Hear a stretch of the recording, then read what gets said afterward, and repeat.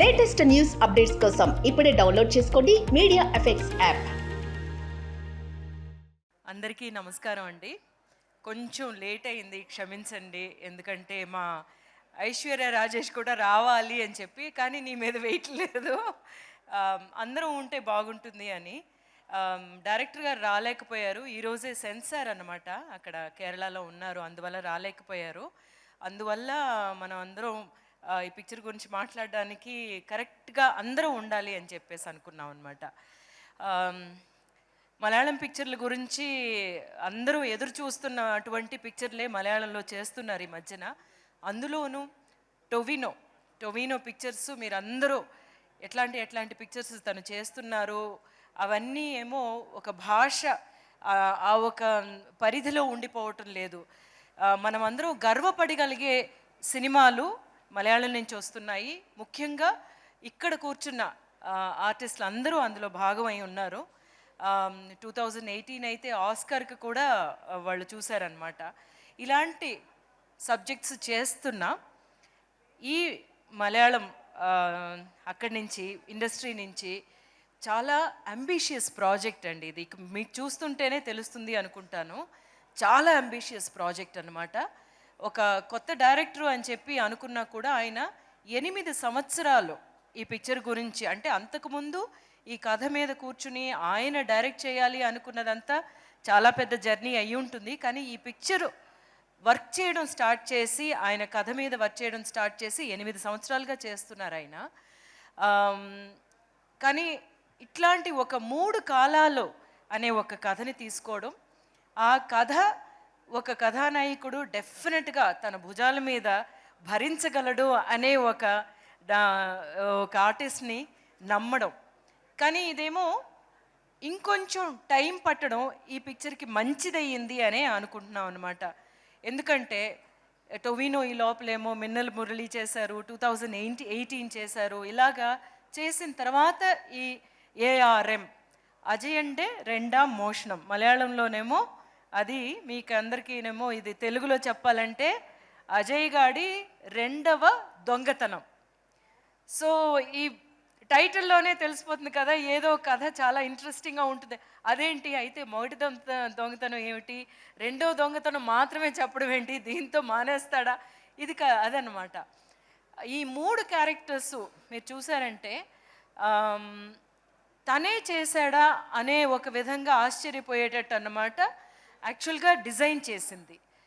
అంటే రూపం మాత్రమే కాదు, ఒక్కొక్క క్యారెక్టరైజేషన్ అన్నమాట. ఆ క్యారెక్టర్ కథ జరుగుతున్న కాలం వేరే అయినా సరే ఆ క్యారెక్టర్ తత్వం ఉంది కదా, అది చాలా చాలా డిఫరెంట్ అనమాట. అంత ఎంటర్టైనింగ్గాను ఉంటుంది, మనల్ని ఏమో అలరించే క్యారెక్టరైజేషన్స్ ఉన్నాయి అందులో. యాక్చువల్గా చూసుకుంటే అజయన్ క్యారెక్టర్ ఏమో చాలా పాపం. ఈ అజయన్ క్యారెక్టర్ అనమాట నా కొడుకు, ఓకేనా. కానీ ఇదే మన టొవినో చేసిన ఇంకొక క్యారెక్టరు మా నాన్న, అలాగే ఇంకొక టొవినో మా తాత. సో కథ చూడండి అట్లా వస్తుందన్నమాట. నేను మా నాన్నని ఎంతో ఇష్టపడి, నా కళ్ళ ముందే కొన్ని విషయాలు జరుగుతాయి చిన్నపిల్లగా ఉన్నప్పుడు. అందువల్ల ఈ మదర్ క్యారెక్టర్ ఎట్లాగా తయారవుతుంది, తిన క్యారెక్టర్ ఎలాగా వీటినన్నిటినీ సహించుకుంటూ తన కొడుకుని ఎలా పెంచింది, తన కొడుకు ఎలా ఉండాలి అనుకుంటూ ఈ అజయన్ని పెంచుతున్నాను అనమాట. సో అజయన్ పాపం యాక్చువల్గా ఈ 3 క్యారెక్టర్లోని. సో ఇలాంటి ఒక కథ వినగానే నేను అనుకున్నాను, బా ఇంత మంచి కథ ఒక్క భాగంలో చెప్పగలరా అంటే, ముందేమో 2 భాగాలు అది ఇది అన్నారు, కానీ చాలా చాలా చాలా ఇంట్రెస్టింగ్గా ఈ కథ వెళ్ళడానికి అంత ఉందన్నమాట. సో ఈ 3 క్యారెక్టర్స్ కోసం టొవినో తను తానే ఎట్లా తయారు చేసుకున్నాడు, కళరిపయట్టు అనే ఒక ఇది ఉంది కదా, దాన్ని ఎంత తను నేర్చుకున్నాడు, ప్రాక్టీస్ చేశారు. ఆయన మాత్రమే కాదు, ఇందులో చేసిన చాలామంది ఆర్టిస్టులు ప్రాక్టీస్ చేసి చాలా పర్ఫెక్షనిస్ట్ అనమాట. జితిన్ ఇక్కడ లేరు. ఒక్కొక్క విషయం, జితిన్ సినిమాటోగ్రాఫర్ జోమోన్, సుజిత్ ఏమో రైటర్ అండి. వీళ్ళందరూ తర్వాత చాలా ఉన్నారు డైరెక్షన్ డిపార్ట్మెంట్ సైడ్ను కూడా. ఒక ఇంత పెద్ద కథ అనుకుంటున్నాం కదా, కానీ చాలా ఈజీగా చేసేసినట్టు చేశారు. అలా చేయడానికి కారణం ఏంటంటే వాళ్ళు చేసిన హోంవర్క్ అన్నమాట. అక్కడ ఏ కన్ఫ్యూజను లేదు. షూటింగ్కి వెళ్ళామంటే మన భాగం మనం కరెక్ట్గా చేస్తే చాలు, వాళ్ళు చాలా క్లియర్గా ఉన్నారు అనేది. ఇక్కడ మీరు చూస్తున్న visuals, it is not even 0.1% అన్నమాట పిక్చర్లో ఉండే విజువల్స్. ఇలాంటి ఒక అంబిషియస్ ఫిల్ము, ఇలాంటి ఒక గొప్ప ఫిల్మ్ ఇందులోనూ ఈ కథలన్నీ మనకి తీసుకురావడం అనేది తెలుగులోనూ మాత్రమే కాదు, అందరికీ ఇది చాలా ఎంటర్టైనింగ్ ఫిల్మ్ అన్నమాట. అంత కామెడీ ఉంటుంది అందులోని. నాకు చాలా చాలా ఇష్టమైన క్యారెక్టర్ ఏంటంటే ఆ మణియన్ క్యారెక్టర్ అన్నమాట. ఎవరంటే మా నాన్నగారు. నాన్నగారు అంటే అందరికీ ఇష్టం అన్నట్టు. చాలా చాలా ఎంటర్టైనింగ్గా ఉంటుంది. అందులో యాక్ట్ చేసిన మిగతా యాక్టర్స్ అందరూ చూస్తుంటే వాళ్ళ వాళ్ళ భాగాలు, Aishwarya Rajesh of course she does justice to any character she takes up. And Kriti, my dear Kriti ఎంత అందంగా ఉంది. అది మాత్రమే కాదు, తన పాత్ర ద్వారా జరిగే విషయాలు చాలా ఉంటాయి. అలాగే హరీష్ గారి క్యారెక్టర్ ఏమో చాలా రఫ్గా ఉంటాను మిగతా పిక్చర్లో అంటారు ఆయన, కానీ ఈ పిక్చర్లో చాలా సాఫ్ట్గా ఉంటాను అంటున్నారు. ఆయన ఎంత సాఫ్టే, మామూలుగా చూసుకుంటుంటే ఎట్లాగా ఆయన సినిమాల్లో ఆయన చేత రఫ్ క్యారెక్టర్స్ చేయిస్తున్నారు అనిపిస్తుంది. వీటికి అన్నిటికంటేనండి ఇది ఒక వర్క్ ఆఫ్ ఆర్ట్ అనే మనం చాలా గర్వంగా చెప్పుకోగలిగే ఒక ఫిల్మ్ అన్నమాట. It's a work of art. It's not just one movie, ఒక కమర్షియల్ ఫిల్మ్ అనేది కాదు. సో అందులోని ప్రతి దాన్ని తీర్చిదిద్ది మీ ముందుకు తీసుకొస్తున్నారు. 12th రిలీజ్ అవుతుంది. ముఖ్యంగానేమో 3Dలో కొన్ని పిక్చర్స్ మనం చిన్నప్పుడు చూసుంటాము. అంటే మా చిన్నప్పుడు మేము చూసిన పిక్చర్లు మీరు అందరూ పుట్టుంటారు. అంటే టొవినో అప్పటికేమో పుట్టలేదు అన్నాడు అన్నమాట. మై డియర్ కుట్టి చాతానని ఒక పిక్చర్ వచ్చింది కదా ఆ టైంకి. బట్ కొన్ని పిక్చర్లు మాత్రమే 3D కోసం చేయగలిగే ఒక కథలు ఉంటాయి. అలాంటి కథ ఈ పిక్చర్ అన్నమాట. So it's not just for one more ఒక ఆస్పెక్ట్ ఉంటుంది. 3D ఉంటే అదొక అట్రాక్షన్, అలా కాదు. సో 3Dలో చెయ్యడమే ఈ కథకి మనం చాలా చాలా జస్టిస్ చేసినట్టు ఉంటుంది అనేది. ఇంకా చాలా ట్రై చేయాలనుకున్నారు యాక్చువల్గా జితిన్ అయితే. చాలా విషయాలు ఇప్పుడేమో తెలుగులో మనం పిక్చరు రిలీజ్ చేస్తున్నప్పుడు ఏఐ ఉపయోగించి మీ లిప్ మూమెంట్ కూడా తెలుగుకి అనువైనట్టు నేను చేయగలను మేడం చెప్పేసి అన్నారు. కానీ యాక్చువల్గా ఆలోచిస్తే ఎంత బాగుండేది అనిపించింది అనమాట. సో అంటే మనకి ఒక మలయాళం పిక్చర్కి తెలుగు డబ్బింగ్ చేసినట్టు కాకుండా లిప్ మూవ్మెంట్ కూడా, అంటే మా వాయిస్ ముందు రికార్డ్ చేసేసి దానికి తగినట్టు లిప్ మూవ్మెంట్ని సింక్ చేసి చేద్దామని చెప్పి అనుకున్నారు. సో జితిన్ ఏమో అట్లా ఆలోచించే ఒక director.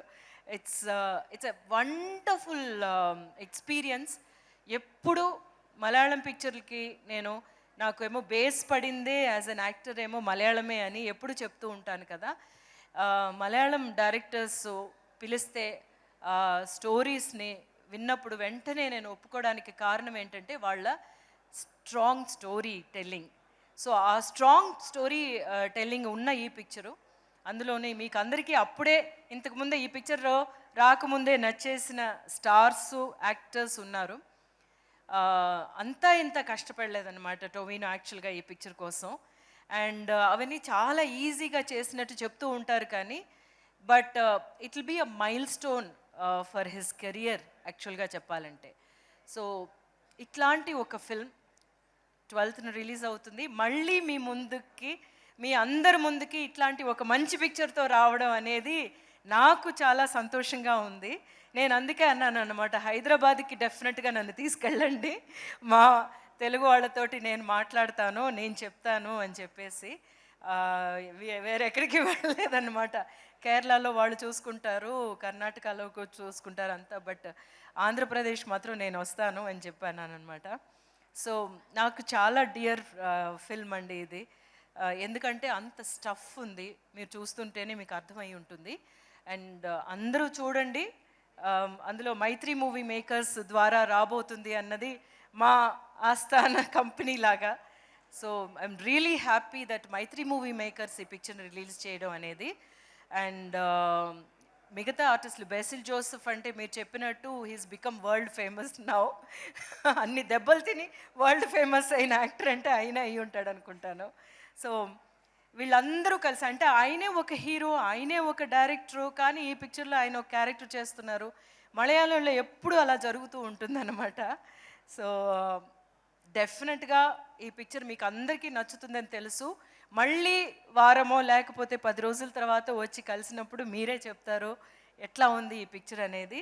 And enjoy yourself and you're in for a treat అనమాట. ఇప్పుడు ఓణంకి రిలీజ్ అవుతుంది. ఓణం సద్య గురించి మీరు అందరూ వినుంటారు కదా, the best spread of feast.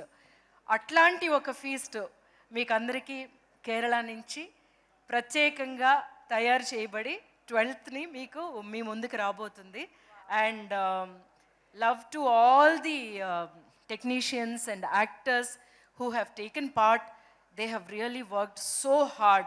I know how difficult it was because మేము షూట్ చేసిన లొకేషన్స్లోని వైర్లు ఏమీ తెలియకూడదు, అంటే మాకు చాలా పెద్ద లొకేషన్ కావాలన్నమాట. ఆ ఊరే వీళ్ళు క్రియేట్ చేశారు. అలాగే ఒక తిరునాళ్ళలాగా ఫెస్టివల్ లాగా క్రియేట్ చేయడానికి దగ్గర దగ్గరేమో 2000 ఆర్టిస్టులు రావాల్సి వచ్చింది, జూనియర్ ఆర్టిస్టులు.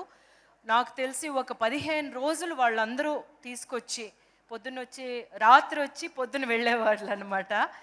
ఇదంతా ఒక మలయాళం పిక్చర్లో చేయగలరా అని చెప్పి అనుకుంటే వాళ్ళు చేయగలిగింది చాలా పెద్ద విషయం. అందులో ఒకటి ఉన్నది ఏంటంటే ఈ స్టోరీని మనం బాగా తీసుకెళ్ళాలి అనే ఒకే ఒక్క ఆలోచన అనమాట.